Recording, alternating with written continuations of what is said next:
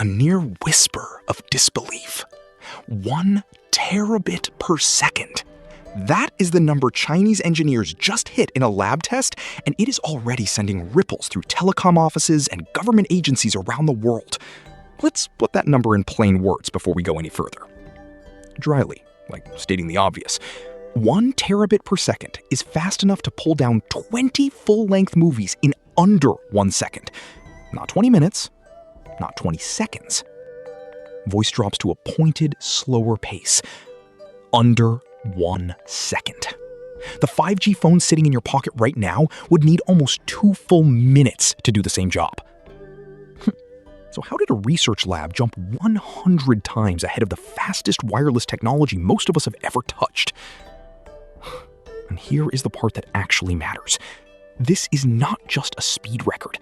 It is the first real evidence of a completely different way for machines, cars, and robots to talk to each other.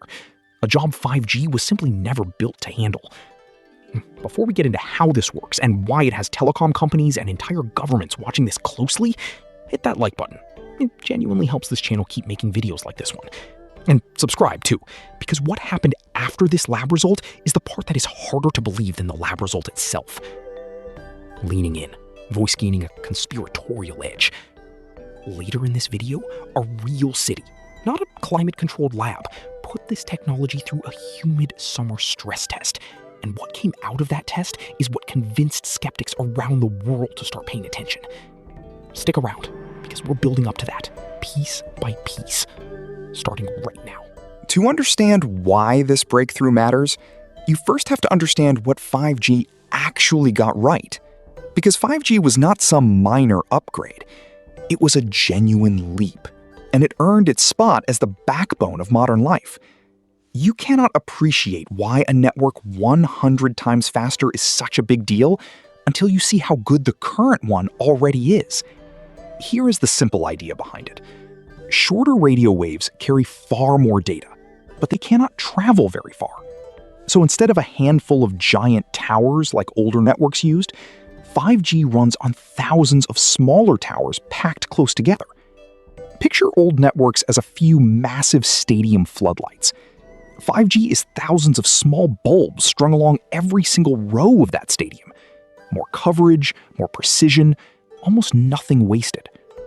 That is why doctors can stream live surgery footage between hospitals across a city with zero lag.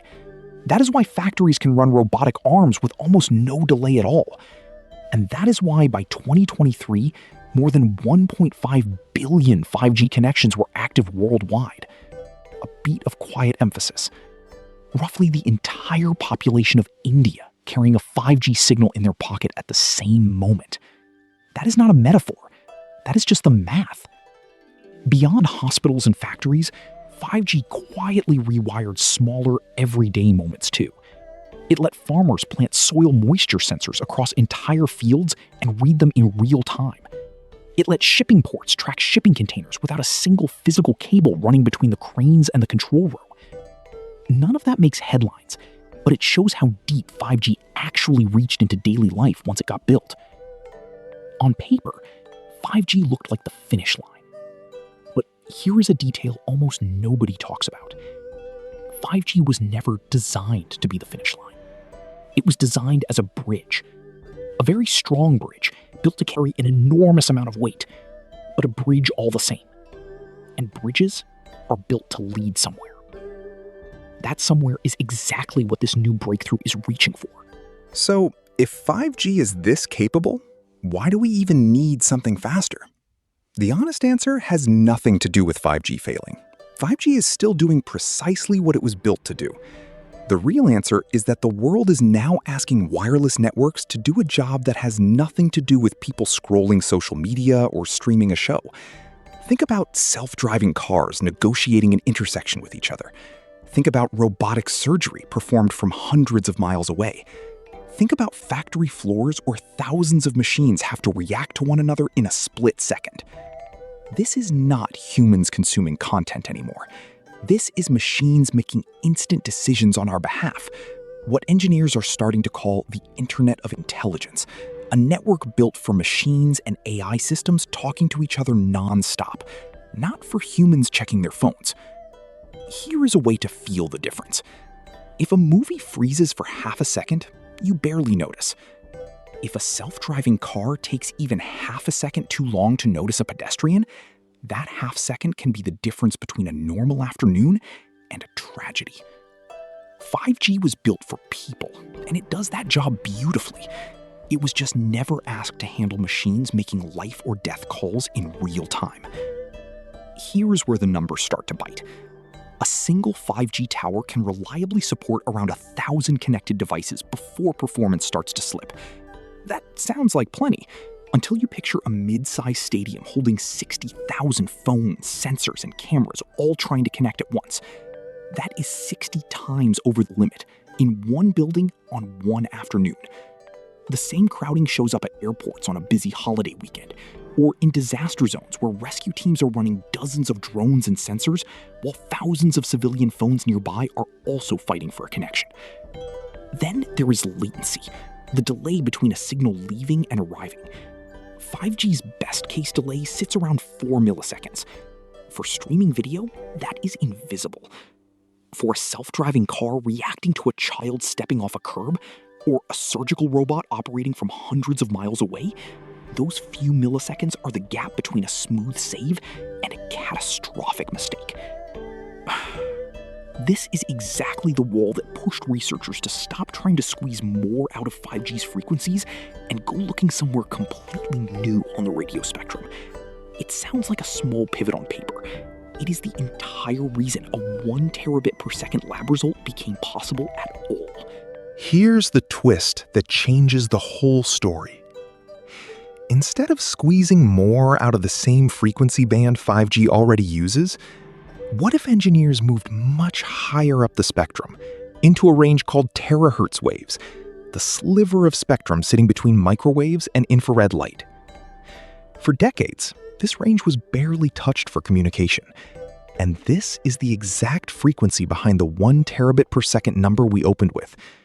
Getting it to behave is the entire reason this breakthrough took years to arrive. Picture the frequencies 5G already uses as a busy 6-lane highway. It works, but during rush hour, it clogs fast. Terahertz waves are like discovering a brand new 20-lane highway sitting right next to the old one, almost completely empty. The catch is that this new highway has a strange fog rolling across it constantly, one that most cars simply cannot drive through. That fog is water vapor. Terahertz waves get soaked up almost instantly by moisture in the air. A signal could die within a few feet of leaving its own antenna.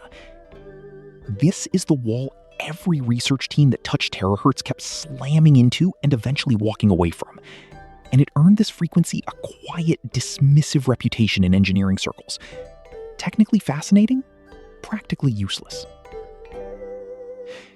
Researchers could prove the frequency carried enormous amounts of data inside a sealed, bone-dry lab room with almost no moisture in the air.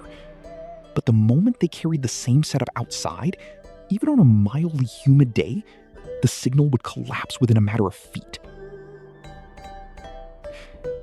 Picture a garden hose. Widen the nozzle and you get more water flowing, but only if you also boost the pressure behind it. Otherwise, the stream just falls apart a few feet out. That is exactly what kept happening with terahertz signals, year after year. More bandwidth, but no way to keep the signal alive long enough to actually use it. This is not a solo Chinese effort either. Labs in the United States, South Korea, Japan, and parts of the European Union have all been chasing this same wall for years, and several have hit similar raw numbers under controlled lab conditions. What makes the Chinese results stand out right now is not that they were the only team trying. It is that their specific fix for the water vapor problem is one of the most promising anyone has shown so far. And that fix is exactly what we need to look at next, because it is the piece that turns a fragile lab curiosity into something that might survive an actual outdoor environment. So how do you stop a terahertz signal from dying in open air? The answer came from a new kind of antenna array, built from thousands of tiny, individually steerable elements, each one smaller than a grain of rice, all packed onto a single chip about the size of a postage stamp. This is the chip that made the 1 terabit per second speed possible outside a heavily cooled laboratory. And here's the brilliant part.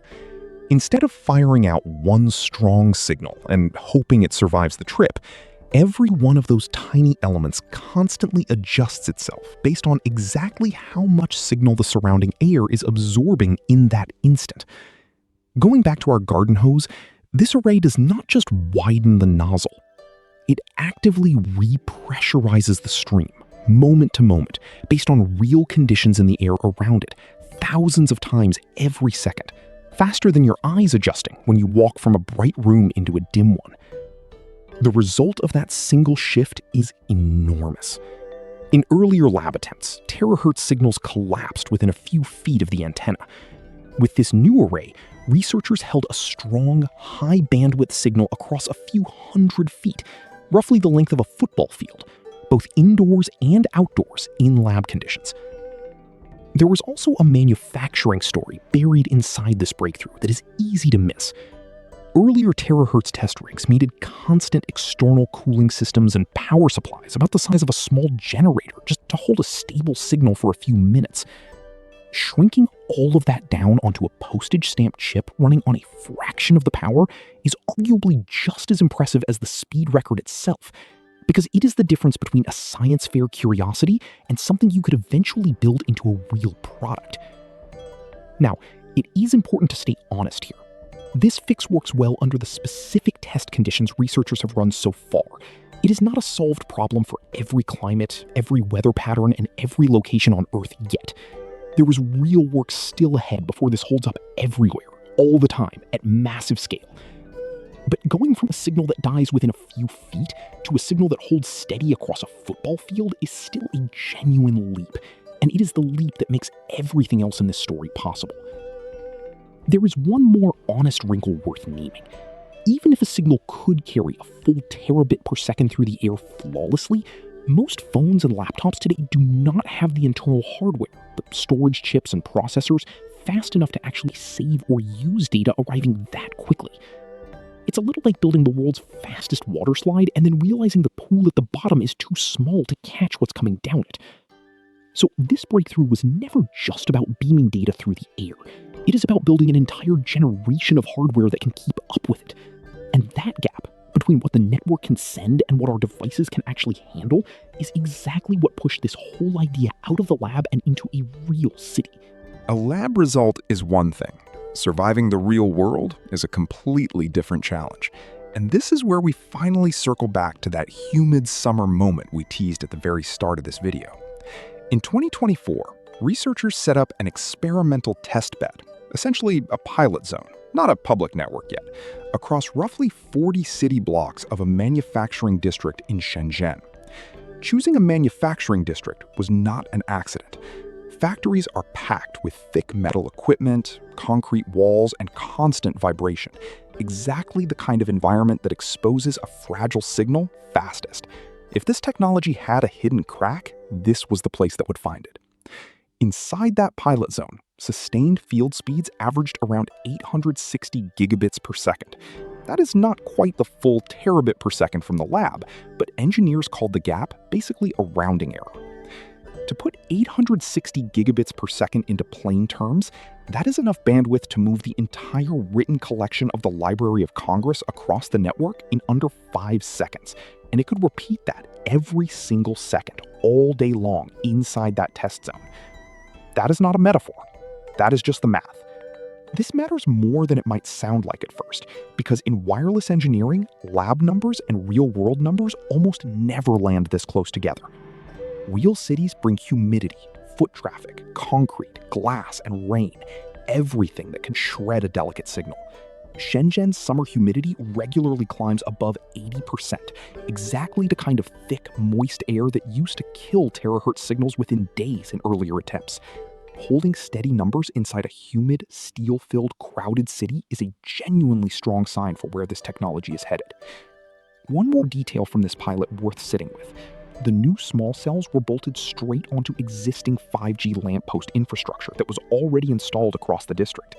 That single choice cut projected installation costs significantly compared to building a brand new physical network from the ground up, and crews installed each unit in a couple of hours using the same trucks and technicians already trained for 5G work. No new specialized workforce required, which can shave years off how fast a technology moves from a promising pilot into wider deployment. So, no, this is not a citywide network you can sign up for yet. There is no phone plan anywhere on Earth selling this today.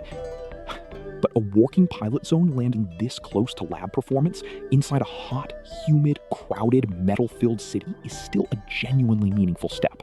And that step is exactly what caught the attention of companies and governments far beyond Shenzhen. Once a pilot zone lands this close to lab numbers, word travels fast through the telecom industry. And it did.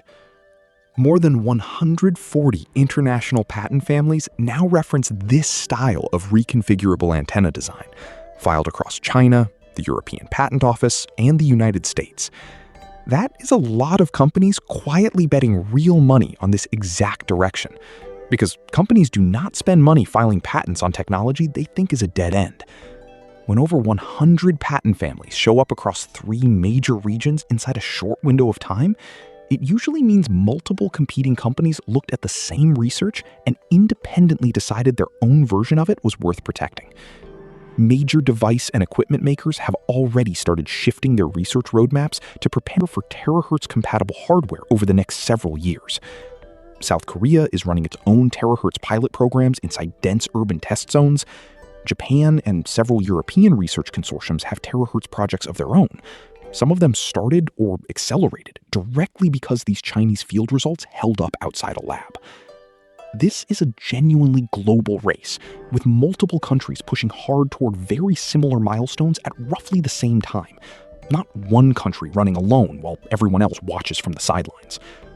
Throughout the entire history of wireless technology, no single country has ever built the next generation entirely by itself. Earlier generations of mobile networks were shaped by research teams scattered across multiple countries, each contributing pieces that eventually merged into one shared global standard. The race towards 6G looks like it is following that exact same pattern. And it's worth being precise about the timeline here, because this is where a lot of confusion happens. This is not arriving next year. 3GPP, the global body that sets official wireless standards, is not expected to finalize 6G standards until around 2028. Commercial rollout, meaning actual phones and plans you could buy, is generally expected around 2030. So think of everything you've just watched less as something happening right now and more as the opening lap of a race aimed at 2030. But here's the honest part of this story. There are real manufacturing hurdles still sitting between this lab result and your pocket. Early production runs of these tiny antenna chips have reported yield rates below 70%, meaning fewer than 100 out of every 100 chips manufactured actually come out working correctly. For a brand new experimental chip this early in its life, that number is actually considered quite good. But turning this into something built by the millions, cheap enough for everyday phones, usually requires yield rates above 90%. Closing that gap takes real time, real money, and a lot of unglamorous engineering work that nobody puts in a headline.